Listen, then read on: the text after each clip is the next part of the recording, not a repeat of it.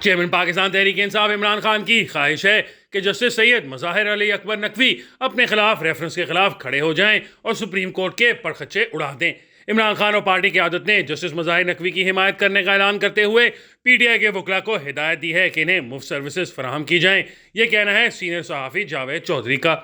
YouTube पर हालिया vlog में सीनियर सहाफ़ी जावेद चौधरी ने बताया कि जस्टिस सैयद मज़ाहिर अली अकबर नकवी दबंग जज के तौर पर शोहरत रखते हैं। वो जब भी फैसला देते हैं ये नहीं सोचते कि इससे इनके बारे में क्या तासुर जाएगा, बल्कि अगर वो किसी के दोस्त हैं तो अपनी दोस्ती निभाते हैं और अगर किसी के साथ मुखालफत है तो सीना ठोक कर मुखालफत का इजहार करते हैं। जस्टिस मज़ाहिर नकवी के बारे में ये भी कहा जाता है कि इनके फ़ौज के साथ अच्छे मरासिम हैं और वो कभी एंटी इस्टेब्लिशमेंट नहीं चलते। जब ये लाहौर हाई कोर्ट में थे तो उन्होंने जनरल परवेज़ मुशर्रफ के खिलाफ जारी किए गए एक फैसले को रिवर्स करवा दिया था। एक बेंच बना था जिसमें जस्टिस मज़ाहिर नकवी शामिल थे और इस बेंच ने स्पेशल कोर्ट और इसके फैसले दोनों को उड़ा दिया था। इस तारीखी फैसले के बाद से वो मीडिया पर नजर आने लगे। इसके अलावा इनकी चौधरी परवेज इलाही के साथ दोस्ती किसी से ढकी छुपी नहीं, इसके बारे में पूरी कौम को पता है। इस दोस्ती के बारे में कुछ ऑडियो लीक्स भी कौम सुन चुकी है। जब चौधरी परवेज इलाही पंजाब के वजीर आला थे तब उन्होंने मोहम्मद खान भट्टी का केस जस्टिस मज़ाहिर नकवी की अदालत में लगवाने के लिए जोजा साहब और मारूफ वकील आबिद जुबैरी को फ़ोन किया था। इसके अलावा इनकी एक और ऑडियो भी लीक हुई थी जिसमें चौधरी परवेज इलाही बार बार मज़ाहिर नकवी को कह रहे हैं कि मैं आपके घर आ रहा हूँ, पहुँचने वाला हूँ, जबकि सुप्रीम कोर्ट के जज इन्हें यह कह रहे हैं कि आप ना आए। इस ऑडियो में मोहम्मद खान भट्टी का हवाला भी दिया था जो इस वक्त जस्टिस मज़ाहिर नकवी के घर में मौजूद थे। सहाफ़ी ने कहा कि एक शख्स जो इस्टेब्लिशमेंट के साथ हो, चौधरी परवेज इलाही इनके साथ हों, तगड़े सियासी धड़े और कुछ मारूफ कारोबारी शख्सियात इनके साथ हों, जिसने मुतअद्दिद लोगों के साथ नेकी भी की हो, लेकिन आखिर क्यों वो खुद मुश्किल में फंस गया है। इसकी वजह एक केस है। जब चौधरी परवेज इलाही ने इमरान खान के कहने पर पंजाब में असेंबली तहलील कर दी थी तो सूबे में इंतखाबात का मसला था और कोई भी इस मसले को टेकअप नहीं कर रहा था। तब साबिक CCPO लाहौर गुलाम महमूद डोगर का केस भी चल रहा था, जिन्हें वफाक की जानिब से हटाया गया था, लेकिन उन्होंने ओहदे से हटाए जाने के खिलाफ अपील कर रखी थी। जस्टिस इजाजुल एहसन और जस्टिस मज़ाहिर नकवी पर मुबनी दो रुकनी बेंच इस केस की समाअत कर रहा था। इस केस की समाअत के दौरान जस्टिस मज़ाहिर नकवी ने सवाल किया था कि पंजाब में इलेक्शन क्यों नहीं हो रहे। वकला की जानिब से रद्द-ए-अमल आया कि जज साहब ये केस कोई और है। तब उन्होंने जस्टिस इजाजुल एहसन के साथ मिलकर इस वक्त के चीफ जस्टिस उमर अता बंदयाल के लिए नोट लिख दिया कि आप इस मामले का खुद नोटिस लें। बाद इंतखाबात में इल्तवा पर चीफ जस्टिस उमर अता बंदयाल ने खुद नोटिस ले लिया। केस की समाअत के लिए 9 रुकनी बेंच तश्कील दिया गया जो मुतनाज़ा हो गया। पहले 2 जज साहिबान बेंच से अलग हो गए, फिर 2 और जज साहिबान उठकर चले गए। फिर इस केस का फैसला आया जिसने बहुत सारे तनाज़ात को जन्म दिया। आज तक ये फैसला नहीं हो सका कि ये फैसला 5-4 का था या फिर 3-2 का। इस दौरान जस्टिस मज़ाहिर नकवी के बारे में करप्शन और ज़ाब्ता अखलाक की खिलाफ वर्जी की शिकायत सामने आने लगी। इनके खिलाफ 10 शिकायत सुप्रीम जुडिशल काउंसिल में जमा करवाई गई। मियां दाऊद एडवोकेट ने सुप्रीम कोर्ट के जस्टिस मज़ाहिर नकवी के खिलाफ करप्शन रेफरेंस दायर किया था।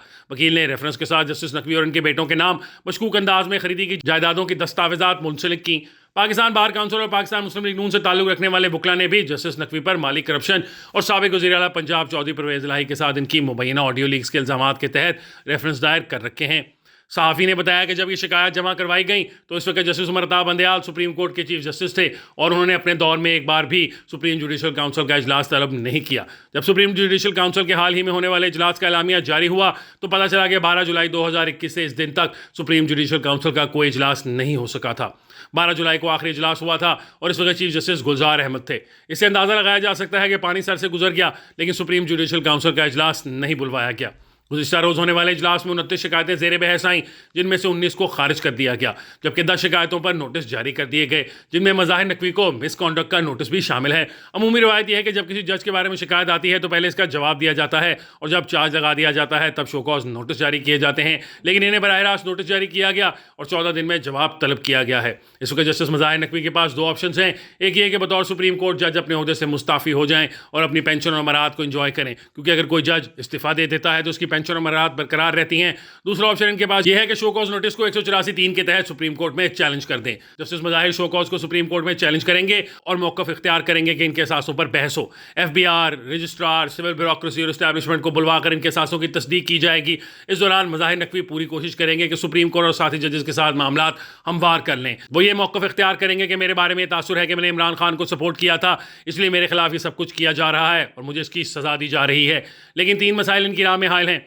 प्रैक्टिस एंड प्रोसीजर एक्ट के तहत अब चीफ जस्टिस का 184(3) का अख्तियार तब्दील हो चुका है और बेंच 3 सीनियर तरीन जजेस पर मुश्तमिल कमेटी तश्कील देगी, जिसमें चीफ जस्टिस काजी फायज ईसा, जस्टिस सरदार तारिक मसूद और एजाजुल एहसन शामिल हैं। बेंच कितने रुकनी होगा और इसमें कौन कौन शामिल होगा, इसका ये फैसला ये 3 जजेस करेंगे। इनमें से जस्टिस काजी फायज ईसा और जस्टिस सरदार तारिक मसूद के बारे में कहा जाता है कि वो जस्टिस मज़ाहिर को कोई रिलीफ नहीं देंगे, जबकि जस्टिस एजाजुल एहसन की जानिब से कोई रिलीफ दिए जाने का इम्कान है क्योंकि वो इनके हम ख्याल ग्रुप का हिस्सा हैं। लिहाजा अगर हम ख्याल बेंच होगा तो जस्टिस मज़ाहिर नकवी के खिलाफ शो कॉज को खारिज कर देगा, लेकिन अगर ये हम ख्याल ग्रुप ना हुआ तो जस्टिस मज़ाहिर का बचना मुश्किल है।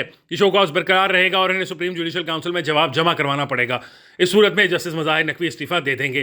दूसरा मसला ये है कि एस्टैब्लिशमेंट इनसे खाइफ हो गई है क्योंकि उन्होंने एक दूसरे केस में इंतखाबात के मामले को घसीट कर कोहराम बर्पा कर दिया था। जब इनकी जायदादों की तहकीकात शुरू होंगी तो एस्टैब्लिशमेंट और रियासत इनको सपोर्ट नहीं करेगी, जिसका इन्हें नुकसान होगा। तीसरी मुश्किल यह है कि जस्टिस मज़ाहिर नकवी को सपोर्ट करने वाले तमाम अफराद इस वक्त ज़ेर अताब हैं। इमरान खान और चौधरी परवेज़ लाही जेल में हैं और जो वकला इनके दोस्त हैं वो इनसे किनारा कशी करने लगे हैं क्योंकि वो इनको सपोर्ट करने की पोजीशन में नहीं रहे। चूंकि इनके खिलाफ एक पिटीशन पाकिस्तान बार काउंसिल की है, लिहाजा वकला की अक्सरियत भी इनके खिलाफ है। वकला का कहना है कि ये अपने वकील बेटों को बहुत सपोर्ट करते हैं और इनका केस जिस भी जज के सामने लगा हो इसको फ़ोन करके फेवरेबल फैसला देने को कहते हैं। जस्टिस मज़ाहिर नकवी का मामला बहुत संगीन है और लगता नहीं कि वो बच पाएंगे, लेकिन ऐसे में चेयरमैन पीटीआई इमरान खान ने इनकी हिमायत का ऐलान करते हुए कहा है कि जस्टिस मज़ाहिर नकवी को अब अपने हक के लिए डट जाना चाहिए और केस लड़ना चाहिए। उन्होंने अपने वकला के जरिए पीटीआई के तमाम वकला को हिदायत जारी की हैं कि वो जस्टिस मज़ाहिर नकवी को मुफ्त सर्विसेज फराहम करें। इंसाफ वकला फोरम और पार्टी की आदत ने भी मज़ाहिर नकवी की हिमायत का ऐलान किया है ताकि बाद में इस मामले को बुनियाद बनाकर अदालत की ट्रोलिंग की जा सके।